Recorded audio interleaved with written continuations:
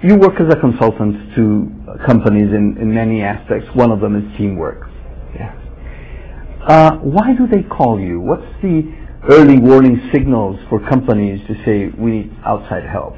I think that it's the pain of politics and confusion in an organization. I think leaders know when they're not getting as much done as they should and things take too long, and when they have a team of very intelligent people or they have great ideas, they're only tapping into a fraction of that.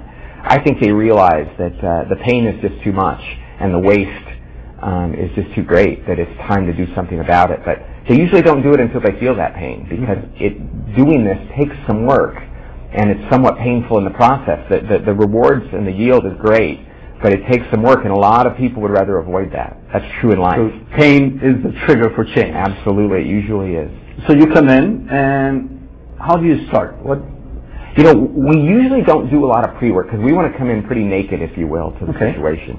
And so what we really want to do is we want to get the executives together in a room and really understand who they are, and really force them to understand each other as well. What we do is not touchy-feely. There's no getting naked or falling out of a tree and, you know, doing any of that kind of stuff. What we really try to do is, first of all, make sure the executives have the capacity to trust each other because they understand one another, and they have the capacity to argue with one another well. And then what we do is we make them deal with real business issues. We don't believe in these kind of fake experiential things. We want to talk about their business and what's really going on, and then we look at the behaviors that they exhibit in the context of that.